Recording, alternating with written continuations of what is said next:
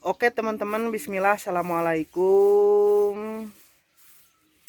Saya doakan semoga kita senantiasa selalu ada dalam kesehatan, kelancaran dalam segala aktivitas, apapun aktivitasnya itu. Nah, kembali di seputar pertanian dan apa yang saya janjikan kemarin pada budidaya bawang daun yang rencananya akan saya tumpang sarikan dengan cabai. Nah, di lahan yang ini teman-teman. Nah, nah, ini jampe-jampe kita dari dukun kita nih. Sambil nunggu panas, kita bolongin ini kayu bakarnya. Ini kondisi bibit cabai yang akan saya tanam. Sebenarnya untuk kondisi bibit cabai seperti ini, ukuran seperti ini masih rawan dan riskan.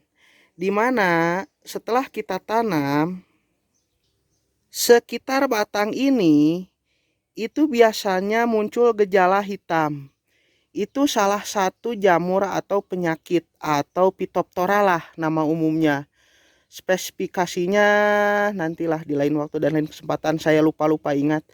Itu salah satu penyakit. Nanti dia akan mati sepotong ke atas. Nah, ini baru berdaun 4 sampai 5 helai. Ini masih kurang ideal. Idealnya 1 sampai 2 minggu lagi, kurang lebih 1 jengkal lah. Baru itu ideal untuk kita tanam. Karena itu sudah kuat. Pertama dari penyakit, dari hama juga akan sanggup menahan gigitan ulat penggorok atau ulat tanah. Baik itu orong-orong, anjing tanah, larva kumbang dan lain sebagainya. Cuma yang jadi fokus dan perhatian saya adalah jarak tanam, karena ini saya tujukan untuk jangka panjang. Saya tidak ingin ketika cabai yang saya tanam menginjak usia 2-3 bulan itu menutupi sinar matahari pada tanaman yang mungkin saja nantinya akan saya tanam ulang kalau misalkan si bawang daun tersebut itu keburu terpanen.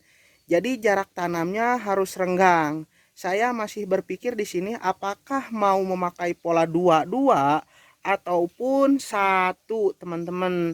Jadi jika teman-teman punya saran, silahkan tulis di kolom komentar, nanti saya tambahkan. Namun rencananya saya di sini akan memakai 1 lubang saja dulu sambil kita pikirkan bagaimana nanti. Yang penting jaraknya harus renggang.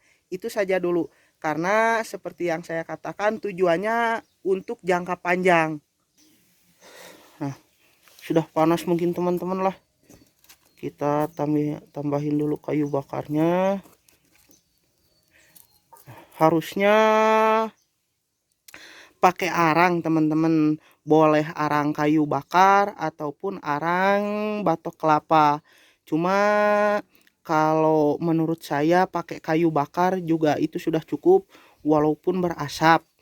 Nah, harusnya pakai arang supaya tidak menimbulkan asap. Tapi kita kan petani, kalau segala sesuatu itu harus beli, kita kan ingin sisa, kita olah saja dulu lah. Itu juga salah satu cara saya untuk menghemat, karena yang penting itu panasnya bukan asapnya. Oke teman-teman, kita mulai. Kurang lebih jatuhnya seperti inilah. 1 2 3, 1 2 3, 1 2 3, 1 2 3, 1 2 3. Nah, saya memberi 1 baris saja dulu karena tujuan utamanya hanya untuk tumpang sari. Untuk jarak tanamnya dari lubang satu ke lubang berikutnya itu kurang lebih 5 sampai 70 cm lah. 50 sentian mungkin. Lebih lah, 5, 6, 70 sentian mungkin lah. Nah, itu tepat berada di tengah-tengah bawang daun yang saya tanam. 1, 2, 3, 4. Nah, di lubang kelima ini. Nah, nanti kita kasih pupuk di sini. Di antara sudut ini. Seperti ini. Plus. Nah, ini untuk kita tanami cabai, sisanya bawang daun. Nah, ini untuk kita tempat kasih pupuk. Kurang lebih hasilnya seperti itu. Nah, kita lanjut, bolongin saja dulu 1, 2, 3. Patokannya saya masih belajar 1, 2, 3. Jadi 3 bawang daun, kalau jaraknya 20 cm 60. Kurang lebih seperti itulah. 1, 2, 3 lah. Iya mah pas nih. Mohon koreksinya saja teman-teman. Jika saya salah, sebetulnya saya hanya mencoba 1, 2, 3 dan berusaha 1, 2, 3. Nah, perkara nanti selebihnya 1, 2, 3 kita pikirkan nanti. Koreksi silahkan tulis di kolom komentar kalau saya salah. Patokannya tetap ya teman-teman. Jadi yang jadi prioritas saya kali ini jarak tanam yang harus serenggang mungkin, tapi tidak renggang-renggang amat, karena itu akan menentukan jumlah produksi yang didapat ketika panennya nanti. Yang penting tidak mengganggu satu sama lain, karena ini diperuntukkan sekali lagi untuk jangka panjang teman-teman. Jadi ketika nanti usia cabenya menginjak dewasa, usia 2-3 bulan, masa-masa masuk produktif, jadi saya tidak mau mengganggu apa yang saya tanam di bawahnya. Oh iya teman-teman. Nah, teman-teman mungkin bisa melakukan persemaian sendiri, atau seperti saya. Ini saya beli dari daerah Garut. Nah, daerah Garut, tepatnya daerah Pasirwangi ke atas. Kalau dari Bandung saya motong Jalan Puncak, itu dari Darajat Bas ke bawah sedikit. Nah, untuk harganya sendiri Rp200 per pohon. Nah, kondisinya seperti ini, masih kecil, baby. Oke teman-teman, bismillahirrohmanirrohim, kita tanam.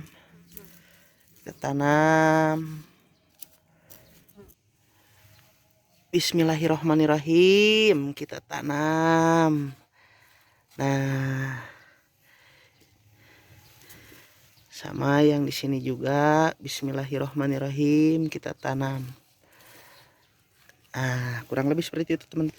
Nah, bismillahirrohmanirrohim, kita tanam. Nah, hasilnya seperti ini teman-teman, kurang lebih. Tinggal kita beri tanda berupa ajir atau bilah bambu. Oke teman-teman, jika ada pertanyaan terkait bawang daun yang saya tanam ini kecil-kecil, nah seperti ini kecil.